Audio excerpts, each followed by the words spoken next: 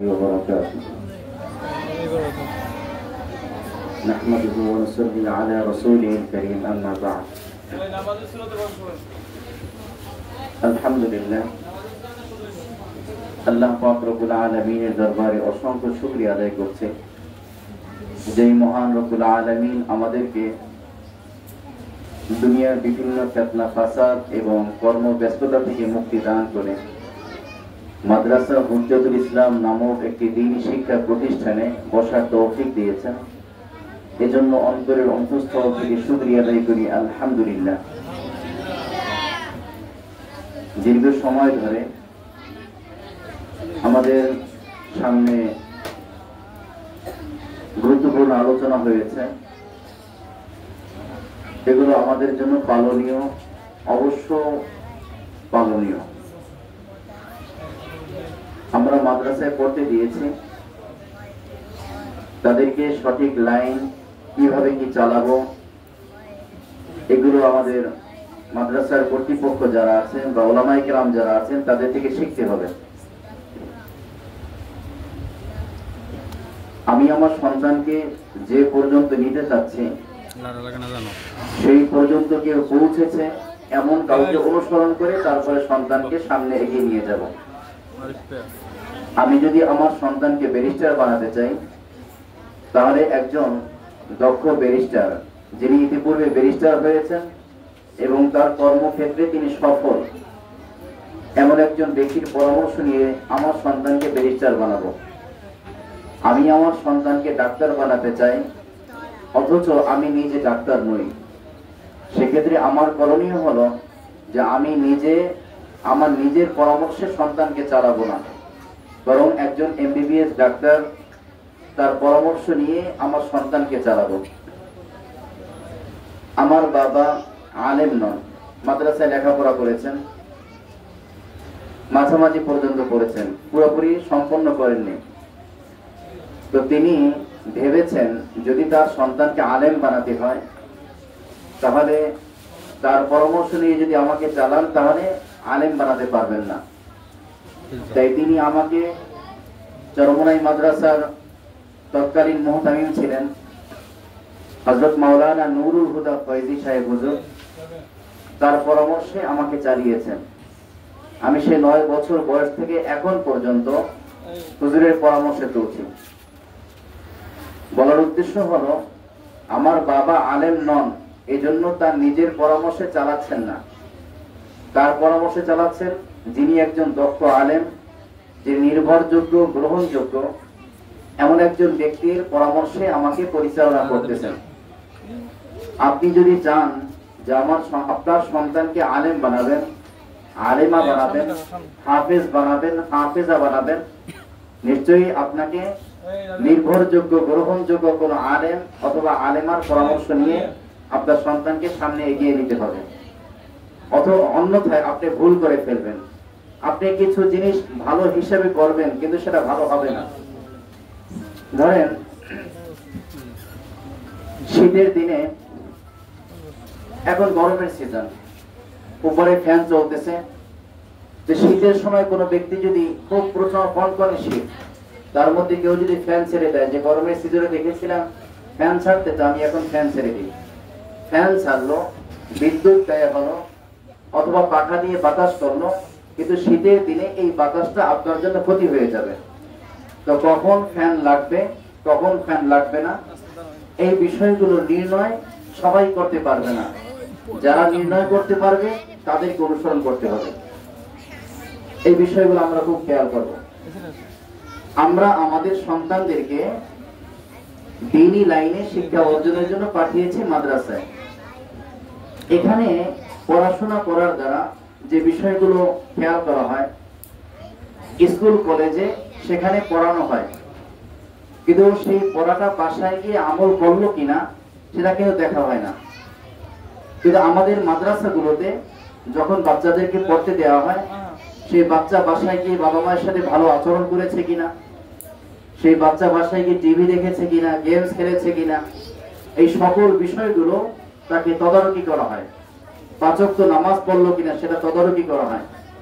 তার আমল আখলাক, তার চরিত্র, এই সমস্ত বিষয়ে কোনো সমস্যা আছে কিনা এই বিষয়গুলো তদারকি করা হয়। স্কুল কলেজে এরকম তদারকি করা হয় না, বরং স্কুলের মধ্যেই এমন কিছু কিছু কাজ হয় যে কাজগুলো অনেক সময় দেখা যায় এটা দৃষ্টিগত বা বিভিন্ন ভুলের মধ্যে আছে বা ইসলাম সমর্থন করে না, এই সকল অনেক বিষয় হয়ে থাকে। মাদ্রাসার মধ্যে এই বিষয়গুলো খেয়াল করা হয়। মাদ্রাসায় এটা একটা বাড়তি চাপ।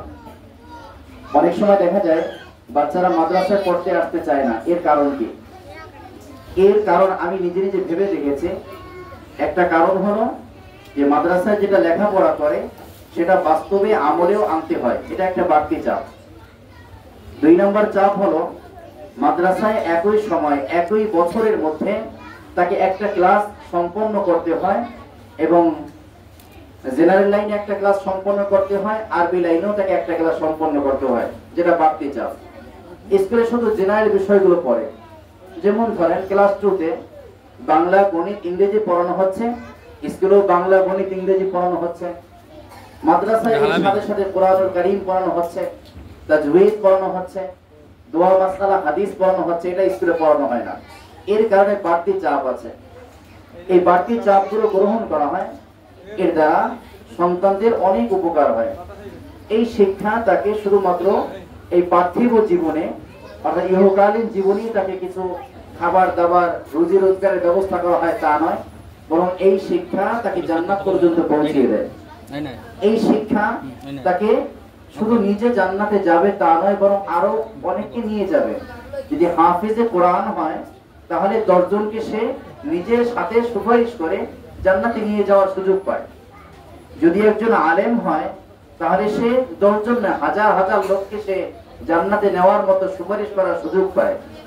তো আপনি আপনার সন্তানকে এমন একটা দায়িত্ব তার উপরে আরোপ করতেছেন যে বাবা তুমি যে লেখাপড়া করতেছো তুমি কিন্তু শুধু আলেম হবে তা নয়, বরং তুমি আমাদের ফ্যামিলির সবাইকে নিয়ে জান্নাতে যাবে, তুমি আমার আত্মীয় স্বজনের মধ্যে অনেককে নিয়ে জান্নাতে যাবে।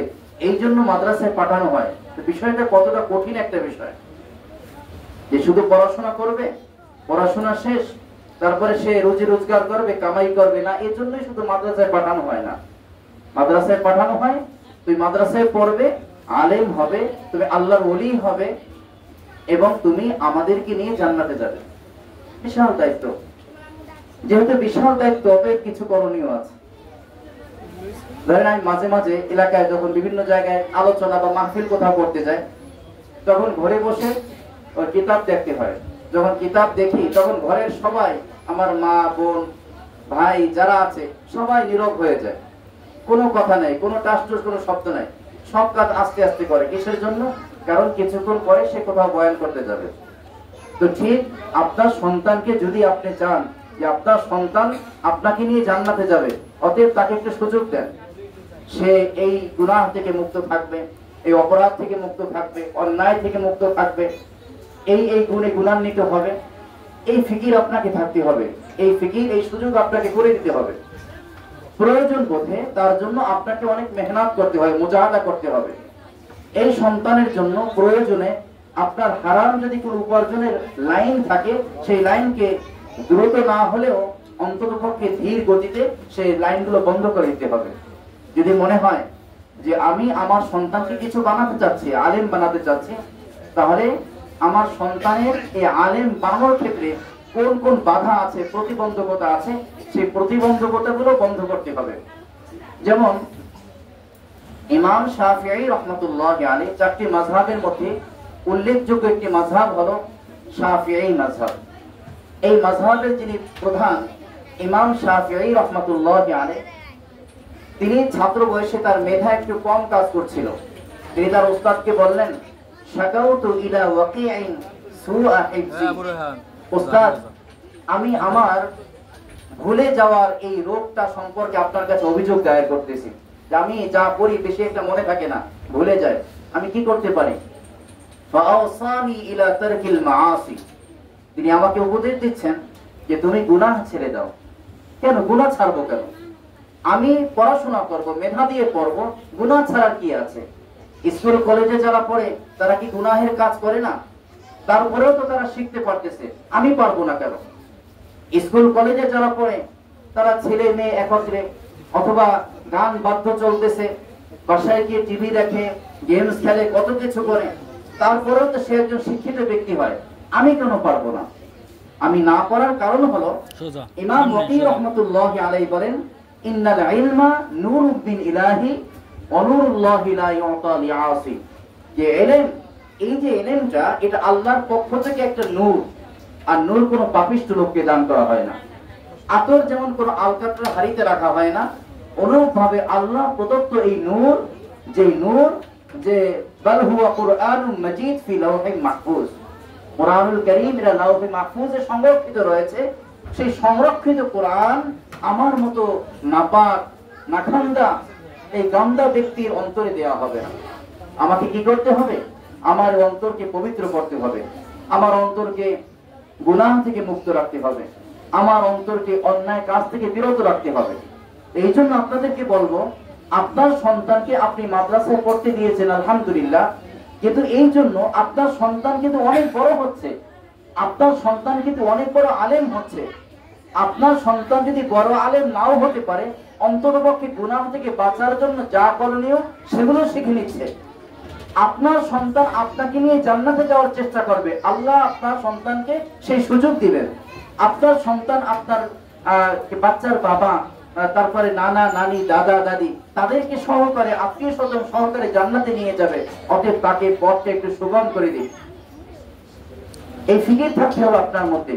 এই জন্য যদি এমন হয় আপনার টাকা পয়সার মধ্যে, বাচ্চার বাবার টাকা পয়সার মধ্যে যদি কোনো প্রকার হারামের সন্দেহ থাকে, তাহলে চেষ্টা করা ধীরে ধীরে ওই হারাম ইনকামকে বাদ দিয়ে হালাল ইনকামে নিয়ে আসা। একদিন দুই দিনে হবে না, চেষ্টা করতে থাকবেন। আপনি যখন চেষ্টা করবেন, ওয়াল্লাযীনা জাহাদু ফীনা লানাহদিয়ান্নাহুম সুবুলানা, যে যারা আল্লাহর পথে চলার জন্য, হালালের উপরে চলার জন্য, আল্লাহর সন্তুষ্টির পথে চলার জন্য যারা চেষ্টা মেহনত মুজাহাদা করে, আল্লাহ পাক রব্বুল আলামিন তাদের জন্য তার এই একটা না শত শত রাস্তা তার জন্য খুলে দেন, সহজ করে দেন। সুবহানাল্লাহ। এই বিষয়গুলো আমাদেরকে খেয়াল করতে হবে। দ্বিতীয় বিষয় হলো সন্তানদেরকে কষ্ট করা শেখান। কষ্ট জিনিসটা কি সেটা শেখান। আপনি কষ্ট জানেন, সন্তান কিন্তু কষ্ট শিখেনি, এজন্য তাকে কষ্ট শিখাতে হবে। কষ্ট শেখানোর পদ্ধতি হলো, আমি কয়েকটা পদ্ধতি বলি। যেমন আপনার সন্তান কোনো কিছু চাচ্ছে, চাওয়ার সাথে সাথে মাঝে মাঝে দিবেন, আবার মাঝে মাঝে পারলেও দিবেন না। এই যে একটা কষ্ট লাগলো, এই কষ্টের মাধ্যমে তার ধৈর্য শক্তি বাড়বে। এই ধৈর্য শক্তি বাড়লে ধীরে ধীরে সে বড় হবে। কখনো কখনো খোদা না খাস্তা বড় বড় বিপদের সম্মুখীন হতে পারে। তখন এই যে ধৈর্যের অভ্যাসটা, বড় বড় কঠিন কষ্টের মুহূর্তেও সে সেটাকে ট্যাকেল দিতে পারবে। আর যদি তাকে কষ্ট না শেখান, একটা চিপস চাইলো, আপনি চিপস দিয়ে দিলেন, একটা বিমান কিনতে চাইলো, ছোট খেলনা বিমান দিয়ে দিলেন, আরো যা চাইলো সবকিছুই দিয়ে দিলেন, এই কষ্ট জিনিসটা বুঝতে পারলো না। না বোঝার কারণে ভবিষ্যতে যদি কোনো সময় বড় কোনো বিপদে পড়ে যায়, তখন এমনও হতে পারে এই ধৈর্য শেখার না শেখার কারণে আত্মহত্যাও করতে পারে। এই জন্য কষ্ট শেখাবেন। মাঝে মাঝে তাকে নরমাল পোশাক পরাবেন, প্রয়োজনে ছিঁড়া পোশাক পরান, তাকে কষ্ট শেখান। আপনি আপনার সন্তানের জন্য, আপনার সন্তানের যে শিক্ষক এখন ভালো পোশাক পরতেছে, সুন্দর পোশাক পরতেছে, দামি পোশাক পরতেছে, ওইটা অনুসরণ করার টাইম এখন না। বরং আপনার সন্তানকে অনুসরণ করাবেন আপনার সন্তানের শিক্ষকের ছাত্র বয়সে কি কষ্ট করেছে, সেই কষ্টের সময়টাকে অনুসরণ করান। এই মুহূর্তে সময় না, বরং কষ্টের টাইমকে অনুসরণ করাবেন। আপনার সন্তান কষ্ট শিখবে। যখন যা চাবে তখনই তা দেয়া যাবে না, একটু বিলম্ব করা। আপনার কাছে সুযোগ থাকলেও একটু বিলম্ব করেন, যে একটু সমস্যা আছে, তোমাকে পরে ব্যবস্থা করবো। এই যে একটু কষ্ট আসলো, আপনি ভাবতে পারেন যে বাচ্চার বাবার তো টাকা পয়সা আছে, আমি খরচ করলে সমস্যা কি, একটা দুইটা বাচ্চা, এই তো সমস্যা, খরচ করতেই পারি না। বরং আপনি কষ্ট শেখান। তার বাবার টাকা আছে, এই টাকা থাকা সত্ত্বেও তাকে কষ্ট শেখান। এটা হলো একটা বিষয়। আরেকটা বিষয় হলো, সন্তানকে কখনো বলবেন না যে তুমি কোনো টেনশন করো না, তোমার বাবাকে আল্লাহ অনেক সম্পত্তি দিয়েছে, তো তোমার বাবার পরে সম্পত্তির মালিক তো তোমরাই, এত টেনশন করো কেন, এমন কথা বলবেন না। বরং এটা বোঝাবেন যে তোমার বাবার সম্পত্তি তোমাকে নাও দেয়া হতে পারে। এটা তাকে তৈরি করেন, মানসিকভাবে মজবুত বানান। এর দ্বারা ফায়দা কি হবে? এই সন্তান সে ভাববে আমার বাবার থেকে কোনো সহায় সম্পত্তি আমি যদি না পাই আমি কিভাবে চলবো, আমার তো কষ্ট হবে, অতএব আমার পায়ে আমাকে দাঁড়াতে হবে। এই জিনিসটা এখন থেকে শেখাবেন। কোনো সময় ভুলেও বলবেন না যে মাশাআল্লাহ তোমার বাবার তো আল্লাহ অনেক সম্পত্তি দিয়েছেন, তোমাকে টেনশন করো না, এমনিই তুমি চলতে পারবা, লেখাপড়া যা করে করুক, মোটামুটি বাবারটা দিয়ে চলতে পারবে, এমনটা কখনো বলবেন না। বাবার অডেল সম্পত্তি থাকলেও তাকে বলবেন সন্তানকে যে এই সম্পত্তি তোমার জন্য নয়, তোমার বাবা তোমাকে এই সম্পত্তি নাও দিতে পারে। এই জিনিসটা শিখাবেন, তাহলে সন্তান নিজের পায়ে দাঁড়ানোর চেষ্টা করবে।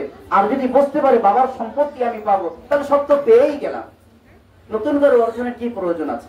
এক আরেকটা বিষয় হলো, সংসারের মধ্যে আপনার সন্তান কোন লেভেলের। বাসার মধ্যে মুরগি রান্না হলো, কলিজা কাকে দেয়া হবে? কলিজা তো আমার বাবুকে দেয়া হবে, আর না, বাবুকে দেয়া যাবে না। সংসারের মধ্যে সবচেয়ে মুরব্বীকে তিনি পাবেন। সংসারের মধ্যে মুরব্বী দাদা না দাদি না নানা না নানি, কে মুরব্বী আছে? মুরব্বী আগে পাবে। তারা যদি না থাকেন তাহলে বাবা পাবে আগে, বাবা যদি না থাকেন মা পাবে। এর দ্বারা কি হবে? এর দ্বারা তার মধ্যে এই শিক্ষা হবে যে আমি যখন মুরব্বী হব তখন আমিও পাবো, এখন পর্যন্ত সেই যোগ্যতা আমার মধ্যে আসেনি। আর আপনি যদি ছোট সময়ে যদি সেই সন্তানকে সবকিছু দিয়ে দেন, তাহলে এই সন্তান বুঝবে যেটা পরবর্তীতে পাওয়ার কথা অটোমেটিক অলরেডি এখনই পাচ্ছি, আমার নতুন করে কিছু অর্জনের প্রয়োজন নাই। কোন সময় আপনার সন্তান যদি কারোর সাথে বেয়াদবি করে বা খারাপ আচরণ করে, মানুষ বলতে ভুল ত্রুটি হতে পারে, ক্ষমা চাইয়ে নেবেন, তার যাও ক্ষমা চাওয়াবেন। এরপরে আমি বলবো সন্তানদের জন্য যে বিষয়গুলো লক্ষণীয়, আপনি আপনার সন্তানকে কি কি জিনিস দিবেন।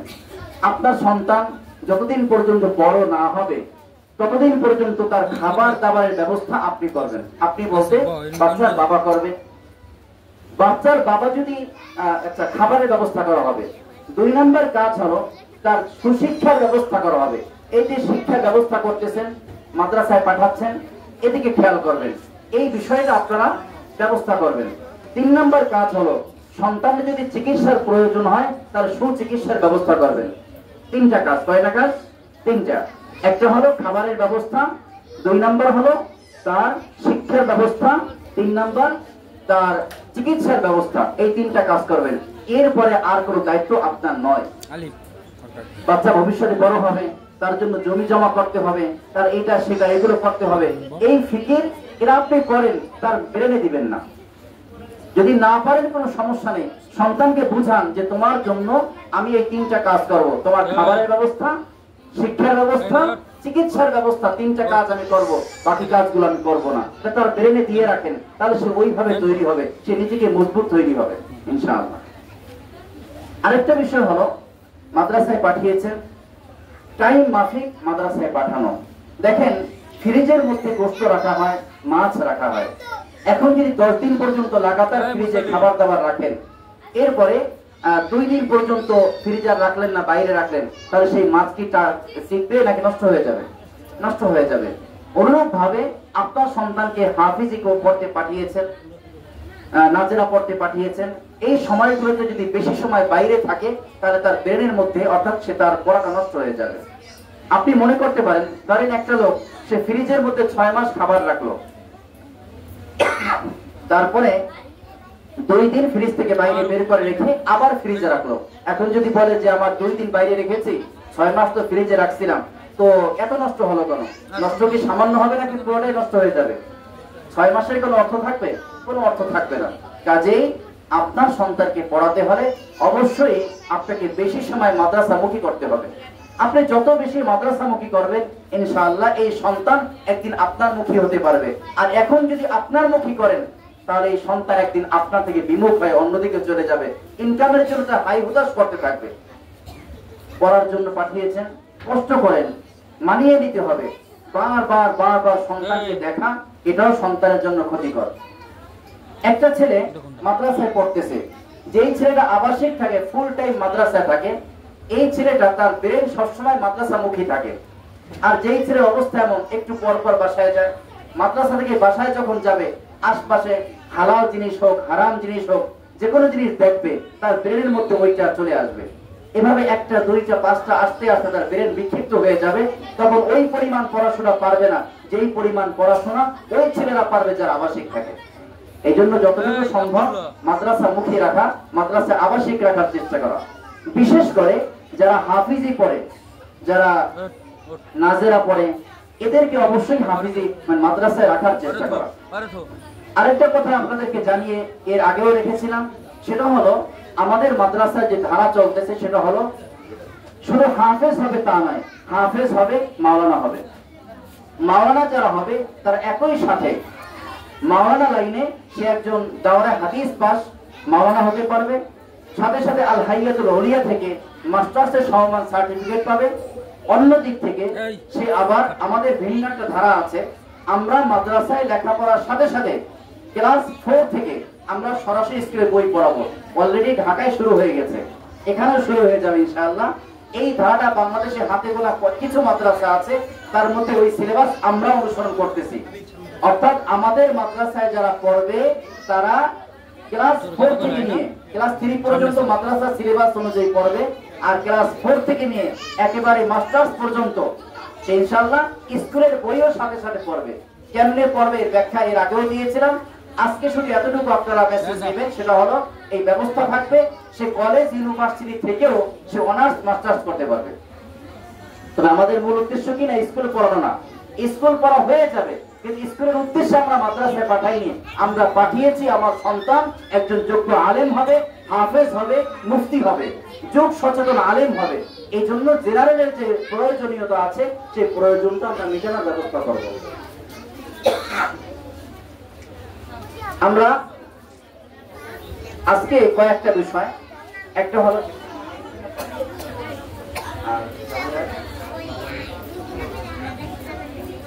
আমাদের মাদ্রাসায় আজকে 4 জন ছাত্রকে হিফজুল কোরআনের নতুন সবক দেওয়া হবে, অর্থাৎ কোরআনুল কারীম মুখস্থ করবে, এটাকে বলা হয় হিফজুল কোরআন। এরকম 4 জনকে দেওয়া হবে। আর 15 জন ছাত্রকে যারা আমপাড়া পড়েছে তাদেরকে কোরআনুল কারীম পড়তে দেওয়া হবে, যেটাকে তেলাওয়াতুল কোরআন বা নাজেরা, এটা যেটাই বলি, যেটা অর্থাৎ কোরআনুল কারীমকে রিডিং করবে, এটা হলো নাজেরা। এরকম 15 জন ছাত্রকে আজকে নতুন সবক দেওয়া হবে। তো এটা ফজিলতের বিষয়। আর সাথে সাথে আরেকটা বিষয় হলো প্রথম সাময়িক পরীক্ষার ফলাফল আজকে জানানো হবে, এবং যারা প্রথম, দ্বিতীয়, তৃতীয় স্থান অধিকার করবে তাদেরকে বিশেষ পুরস্কার দেওয়া হবে, অন্যদেরকেও সান্ত্বনা পুরস্কার দেওয়া হবে। এখানে একটা বিষয় আপনাদেরকে জানিয়ে রাখি, সেটা হলো আমার সন্তান আজকে 1 নম্বর হলো, অথবা 2 নম্বর হলো, বা 3 নম্বর হলো, অথবা কিছু হতেই পারলো না, এজন্য খুশি হওয়ারও তেমন কিছু নেই, আবার একেবারে কষ্ট পাওয়ারও তেমন কিছু নেই। খুশি পাওয়ার কিছু নেই কেন? এই জন্য নেই কারণ হতে পারে যে আমার সন্তান ওই সকল প্রশ্নের জবাব দিয়েছে, যেই সকল প্রশ্নের জবাব দিয়েছে সেগুলো পারে, বাকিগুলো তেমন পারে না। আবার এমন হতে পারে যেই ছেলেটা উত্তীর্ণ হতে পারেনি, সেই ছেলেকে এমন কিছু প্রশ্ন করা হয়েছে হয়তোবা ওই প্রশ্নগুলো তার জানা নেই, বাকিগুলো জানা আছে। এজন্য এটা আসল মানদণ্ড নয়, তারপরে মোটামুটি একটা ধারণা যে যারা ভালো ছাত্র তারা তো ভালো নাম্বারই পাবে। দ্বিতীয় বিষয় হলো যে এটা একটা স্বাভাবিক উদাহরণ হিসাবে আমাদের আসল পরীক্ষা হবে আখিরাতে। দুনিয়ার এই পরীক্ষা আমাদের মূল না। আর এই মাদ্রাসার পরীক্ষাগুলো কখনো নাম্বার আসলে কমিয়ে দেওয়া হয় এই জন্য, কারণ বাচ্চারা যদি নাম্বার প্রথমে মানে পেয়ে যায় তাহলে একটা পর্যায়ে তাদের মন মানসিকতা এমন হয়ে যাবে আমি তো সফল, আমি তো অনেক এগিয়ে গিয়েছি। এই মন মানসিকতা তৈরি হলে বড় বড় জায়গায় যখন যাবে তখন সে ফেল করবে। এই জন্য ধীরে ধীরে এই সকল প্রতিষ্ঠান থেকে নাম্বার যদি একটু চাপিয়ে দেওয়া হয়, একটু কমিয়ে দেওয়া হয়, এরা তাদের জন্য ভালো, ভবিষ্যতের প্রস্তুতি গ্রহণ করতে পারবে। এই জন্য আপনারা দেখবেন যে ফাইনাল পরীক্ষায় যে পরীক্ষার মান হয় প্রশ্নপত্রের, তার থেকে টেস্ট পরীক্ষায় কঠিন হয়। কিসের জন্য? যে এখান থেকে স্কুল থেকে তৈরি হোক যেন ফাইনাল বোর্ড পরীক্ষায় কোনো সমস্যার জন্য না হয়। এরপর আরো কিছু বিষয় থাকে। একটা ছেলে কোনো একটা জায়গা থেকে এসেছে, ক্লাস 3 পড়ে আসছে, কিন্তু পড়ালেখার মান তার ভালো না। তার সবকিছু দেখার পরে শিক্ষকগণ বিবেচনা করলেন যে তাকে ক্লাস 2 তে ভর্তি করা যায়, তাই ক্লাস 2 তে ভর্তি করে দেওয়া হলো। আরেকটা ছেলে সে ক্লাস 1 থেকে ক্লাস 2 তে উঠেছে। এই দুইটা ছেলের মধ্যে স্বাভাবিক যেই ছেলেটা আগে কোথাও ক্লাস 3 পড়ে আসছে সে একটু বেশি পারবে। এই বেশি পাওয়াটা বেশি নয়, বরং আপনার সন্তান ক্লাস 1 থেকে 2 তে উঠেছে, এই যে সরাসরি উঠতে পারছে, এরপরে নাম্বার কম পাইলো, ওই ছেলের থেকে আপনার ছেলে এগিয়ে আছে। এজন্য ঘাবড়ানোর কিছু নেই। আরো অনেকগুলো বিষয় আছে, সময় বেশি করা যাবে না। তো এটা আমরা ঘাবড়িয়ে যাব না, তবে এতটুকু চেষ্টা থাকতে হবে যে আমার সন্তানকে কিভাবে আরো এগিয়ে নেওয়া যায়। সবচেয়ে গুরুত্বপূর্ণ বিষয় হলো যে প্রত্যেক দিন প্রত্যেক ক্লাসে আমার সন্তান উপস্থিত হচ্ছে কিনা। আমি মনে করতেছি আমার সন্তান তো দৈনিক ক্লাসে উপস্থিত হচ্ছে, কিন্তু নির্ধারিত সময় থেকে 10 মিনিট 15 মিনিট 20 মিনিট দেরি করে আসলাম, আধা ঘন্টা 1 ঘন্টা দেরি করে আসলাম, এই দেরি করার কারণে দেখা যাবে যে আমার সন্তান এমন কিছু পড়া পাবে না যে পড়ার না পড়ার কারণে পরীক্ষার মধ্যে নাম্বার কম আসতেছে। আমি তো মনে করতেছি সব পেয়ে গেছে, প্রত্যেকদিন মাদ্রাসায় উপস্থিত হচ্ছে না। এমনও হতে পারে একটা ক্লাস আমার সন্তান দৈনিক পাচ্ছে না, এমনও হতে পারে, তো ওই ক্লাসে সে দুর্বল হয়ে যাবে। আমি পুরো বডির আমার মাথা আছে, কপাল আছে, চোখ আছে, নাক আছে, সবকিছু আছে, কোন একটা অঙ্গ যদি ঘাটতি হয়ে যায় আমি অসম্পূর্ণ, আমি একজন প্রতিবন্ধী, আমি একজন অঙ্গহীন ব্যক্তি। অনুরূপ ভাবে আমি আমার সন্তানকে বাংলা পড়াচ্ছি, গণিত, ইংরেজি, দোয়া, মাসআলা, হাদিস, তারপরে কায়দা, তাজউইদ সব পড়াচ্ছি, আর একটা সাবজেক্টের মধ্যে ইংরেজিতে দুর্বল আছে, তো সেও কিন্তু এক ধরনের প্রতিবন্ধী বা অঙ্গহীন। তো আমার সন্তানকে উত্তীর্ণ করতে হলে শুধুমাত্র কোরআনুল কারীম পড়ালেই হবে না, শুধু হাদিস পড়ালেই হবে না, বাংলা, গণিত, ইংরেজি, কায়দা, তাজউইদ, দোয়া, মাসআলা, হাদিস, কোরআন শরীফ যত সাবজেক্ট আছে সব সাবজেক্টে আমার সন্তানকে উত্তীর্ণ করতে হবে। এই ফিকির আমাদেরকে থাকতে হবে, কোনো একটা বিষয়ে দুর্বল থাকা যাবে না। এই জন্য আমাদের করণীয় হলো যে আমাদের সন্তানকে যথাসময়ে পাঠানো, এবং বাবা মা তারা নামাজ পড়বেন, চোখের পানি ফেলাবেন, আল্লাহর কাছে বলবেন, গুনাহের পরিবেশ থেকে মুক্ত রাখবেন। আত্মীয় স্বজন এসেছে, এখন বাচ্চাকে আজকে মাদ্রাসায় পাঠানো যাবে না, এই কাজ যারা করেন হয়তো শিক্ষক বলবে যে পাঠাচ্ছে না কেন, এই জন্য আপনি বলে হুজুর আগামীকাল পাঠিয়ে দিব, আগামীকাল পাঠিয়ে দিলেন ভালো কথা, আজকে যে পাঠাননি এই জন্য কিন্তু ঘাটতি হয়ে গেছে। এই ঘাটতি আপনার সন্তানের হবে, শিক্ষকের তেমন হবে না, শিক্ষকের কষ্ট হবে, কারণ আপনার সন্তান যে পিছনে পড়ে গেল তাকে আবার উপরে উঠানোর জন্য কষ্ট হয়ে যাবে, কিন্তু আপনার সন্তান কিন্তু মূল ক্ষতিগ্রস্ত হয়ে গেল। একদিন, 2 দিন, 5 দিন করতে করতে কারো যদি মাসে 2 দিন 3 দিন অনুপস্থিত থাকে, তাহলে বছরে প্রায় তার 36 দিন উপস্থিত থাকবে। তাহলে যেই ছেলেটা বছরের মধ্যে 36 দিন উপস্থিত থাকলো, আর যেই ছেলেটা বছরের মধ্যে পুরো সবসময় উপস্থিত থাকলো, এই দুইয়ের মধ্যে ব্যবধান তো অবশ্যই হবে, পরীক্ষার নাম্বারের মধ্যে ব্যবধান হতে পারে। যাই হোক, কিছু কথা বললাম, এখন প্রথমে কোরআনুল কারীমের সবক আগে হোক নাকি? তোমরা হিফজুল কোরআন কে কে নিবা? কয়জন? হিফজুল কোরআনটা দেখি তো কত না? কে কে? তোমরা থাকো। আচ্ছা, বাকিরা নাজেরা। কোরআন শরীফ খোলো সবাই, সবাইকে একসাথে দেওয়া হবে সূরাতুল ফাতিহা। তার কথা এই কোরআনুল কারীম এটা আমি পড়তেছি কেমন যেন আল্লাহ আমাকে বলতেছেন, বান্দা তুমি আমার কালাম পড়ো, আমি শুনতেছি। তো আমি যদি আমার আল্লাহর সামনে কোরআন শরীফ তেলাওয়াত করি, তখন কতটা আজমত, মহাব্বত, ভালোবাসা নিয়ে আমরা তেলাওয়াত করব, সেটা সবসময় ব্রেনে রাখতে হবে। এমন যেন না হয় কোরআন শরীফ নিচে পড়ে যায়। তবে কোরআন শরীফ পড়ে যাওয়াটা এটা বেয়াদবি, এই জন্য আল্লাহর কাছে ক্ষমা চাওয়া, কিন্তু এটার জন্য যে ওই সমপরিমাণ বা ওই ওজন পরিমাণ দান করতে হবে এমন ধারণা, এটা মাসআলা নেই, এটা ভুল ধারণা, এটা প্রচলিত হয়ে আছে। তবে এর মানে কোরআন শরীফ ফালানো যাবে না। কোরআন শরীফ পড়ে গেলে কি করব? আল্লাহর কাছে আমরা বলবো যে আল্লাহ ভুল হয়ে গেছে, এটা বলবো। কোরআনুল কারীম এদিকে কোরআন শরীফের দিকে পা রাখা, অথবা আমাদের মাদ্রাসাগুলোতে বা এখন আগে যেরকম ছিল ছোট ছোট রেহাল ছিল, এখন কিন্তু রেহালগুলো বড়। কিসের জন্য? রেহাল যদি বড় থাকে সেক্ষেত্রে এই পা কখনো রেহালের উপরে ওঠে না, কোরআন শরীফের উপরে ওঠে না, এই জন্য বড় রেহাল ব্যবহার করবো। আমাদের এখানে তো ব্যাস ব্যবহার করা হচ্ছে, তাই না? বড় রেহাল ব্যবহার করা হয়। বড় রেহাল এদিকে পাওয়া যায় কদম তলায়, বরগুনায় পাওয়া যায়। আচ্ছা, যাই হোক, কোরআন শরীফ পড়ার সময় ওযু করে শ্রদ্ধাবোধ নিয়ে তারপরে তেলাওয়াত করা, ইনশাআল্লাহ অল্পতে তোমরা এগিয়ে যেতে পারবে। অনেক সময় দেখা যায় ছাত্ররা দুষ্টুমি করতে গিয়ে রেহাল দিয়ে অনেক সময় ব্যাট বানায়, দুষ্টুমি করে। ওস্তাদ যদি একটু 10 মিনিটের জন্য বাইরে যায়, ওয়াশরুমে যায়, তখন দেখা যায় অবস্থা খারাপ করে ফেলে। এমনটা করা যাবে না। কোরআন শরীফ এটা সবচেয়ে সম্মানিত জিনিস, তাই না? ইনশাআল্লাহ আমরা এটাকে শ্রদ্ধার সাথে শ্রদ্ধার নজরে দেখবো ইনশাআল্লাহ।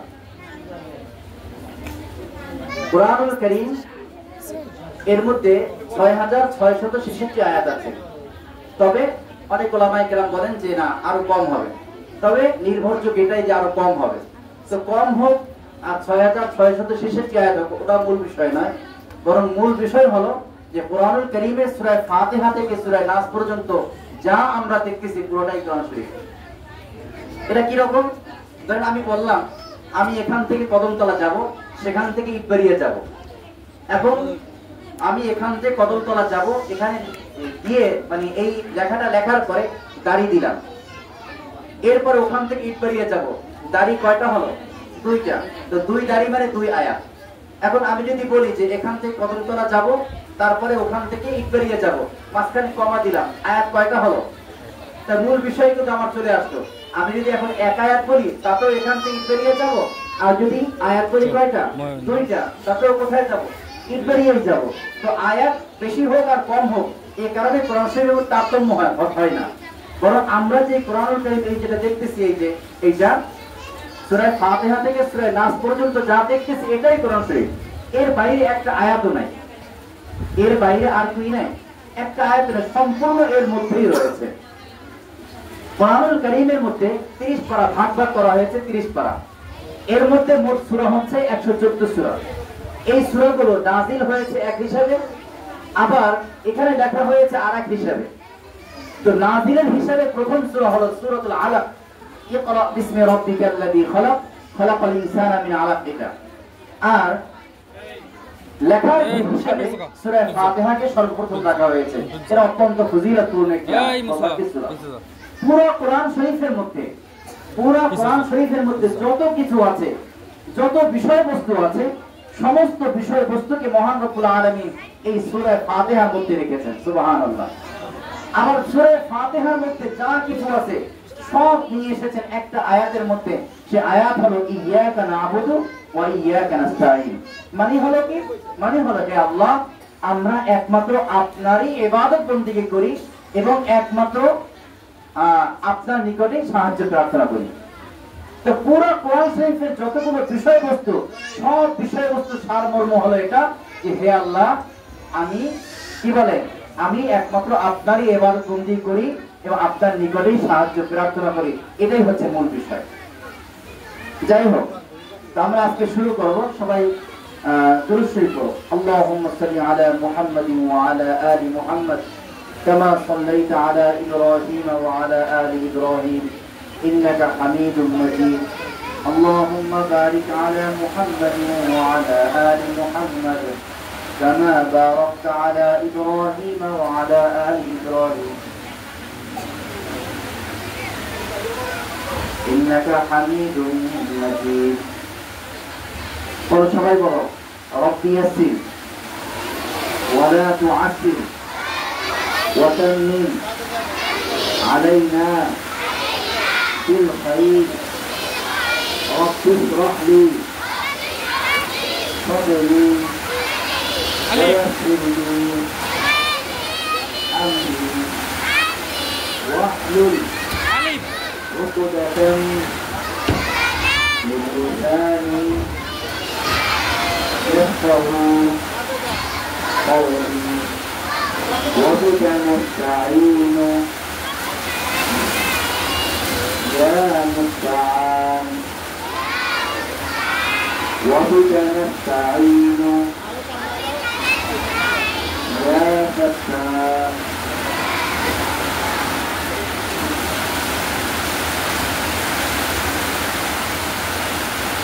سورة الفاتحة مكية.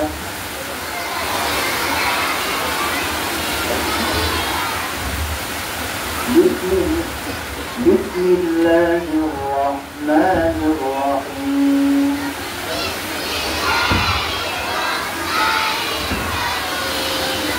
أعوذ بالله من الشيطان الرجيم.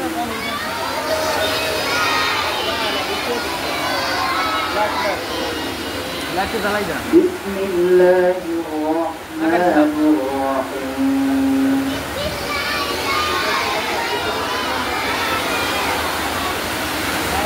الحمد لله رب العالمين.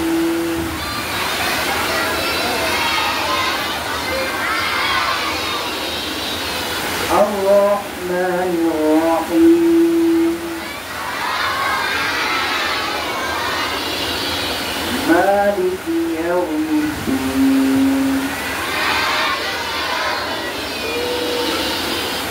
إياك نعبد وإياك نستعين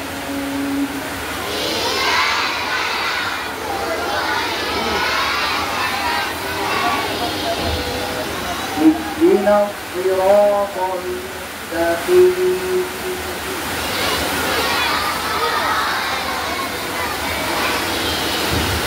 صراط الذين أنعمت عليهم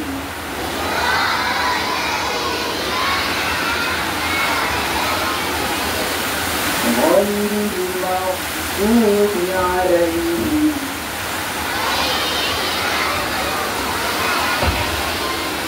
ولا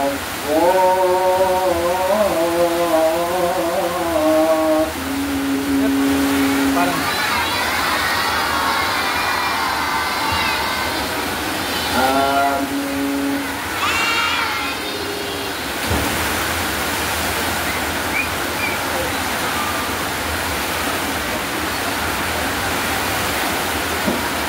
بسم الله الرحمن الرحيم